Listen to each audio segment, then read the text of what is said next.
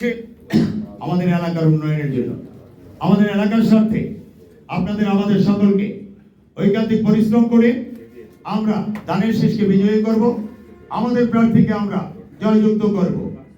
আমি দোলাইরপাড় ইউনিট থেকে, পশ্চিম দোলাইরপাড় ইউনিট থেকে কথা বলার জন্য দায়িত্ব পালন করছিলেন জনাব আলহাজ সালাউদ্দিন আহমেদ। পরবর্তীতে তিনি আবার ঢাকা মহানগরীর সাধারণ সম্পাদক দেশনেত্রী বেগম খালেদা জিয়ার আশীর্বাদ। ঢাকা মহানগরীর এমন কোন প্রোগ্রাম গুলিস্তান, গোলাপশাহ মাজার, ঢাকা 4 এবং 5 তৎকালীন সময় 4 আমাদের এই ড্যামরা শ্যামপুরে মিছিল না যাওয়া পর্যন্ত মিটিং শুরু হয়নি। আমরা সে অবস্থা দেখেছি।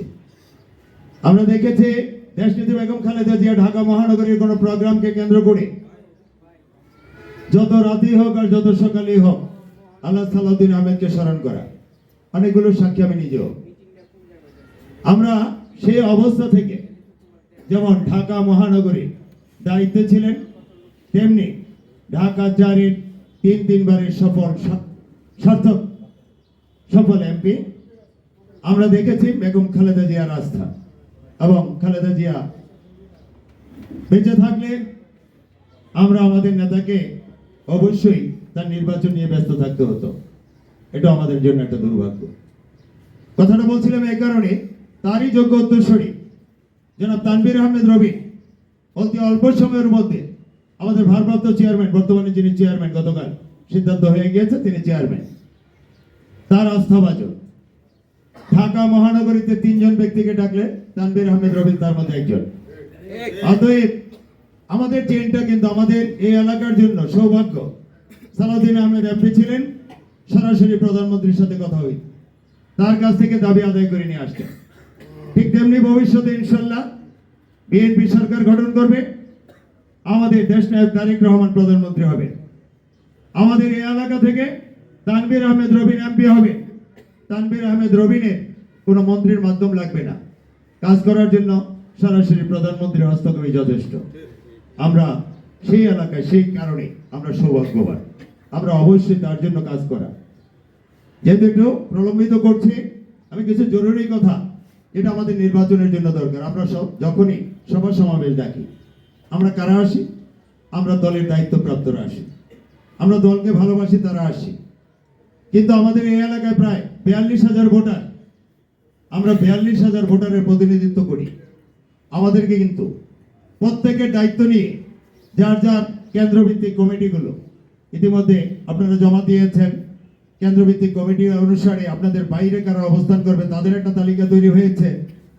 আপনারা সবাইকে নিয়ে অন্তত ওই এলাকার ওই কেন্দ্রে যে ভোটারগুলো আছে তাদের দ্বারস্থ হতে হবে, তাদের দরজায় যেতে হবে, তাদেরকে একবারে জায়গায় 2 বার 3 বার নক করতে হবে, যেটা ইতিমধ্যে কিন্তু আমাদের বিপরীত দলে যারা আছেন তারা চালিয়ে যাচ্ছে। আমরা বসে আছি অনেক সময় যে আমরা তফসিল ঘোষণার পরে, আমাদের মার্কা দেওয়ার পরে 22 তারিখ, তারা কিন্তু 22 তারিখ পর্যন্ত বসেনি। তারা প্রতিদিন ফজরের পরে, মাগরিবের পরে, এশা পর্যন্ত 10টা পর্যন্ত তারা তাদের কাজ করে যাচ্ছে। আমরা লিফলেট দেব না, কিন্তু আমরা প্রত্যেকটি মসজিদে যখন নামাজ পড়তে যাব সেখানে আমাদের প্রচারণা কাজ শেষ করব। আপনাকে দেখলে, আমাকে দেখলে তারা বুঝতে বাকি নেই যে আমরা কারা। আমরা বিএনপি, আমরা ধানের শীষ। অতএব আমাদেরকে সেই দায়িত্বটুকু পালন করা। প্রত্যেকে মসজিদ থেকে বেরোবো, প্রতি ওয়াক্তে নামাজের পরে অন্তত যারা আছে তাদের সাথে কুশল বিনিময় করা, তাদেরকে জানান দেয়া যে আমরা কিন্তু নির্বাচনে আছি, আমাদের কিন্তু মার্কাই, অন্তত পক্ষে সেই কাজগুলো আমাদের করা। আমাদের যে কথাটা আসছে যে মহিলা, পুরো ওয়ার্ডে মহিলা দল কি পরিমাণ কি অবস্থায় আছে আমার ঠিক জানা নেই, কিন্তু পূর্ব দোলাইরপাড়ের মহিলার একটা সাপোর্ট আছে, এটা আমি কিছুটা জানি। পশ্চিম দোলাইরপাড়ের মহিলা আছে, তবে এখন সক্রিয় ভূমিকায় নামেননি।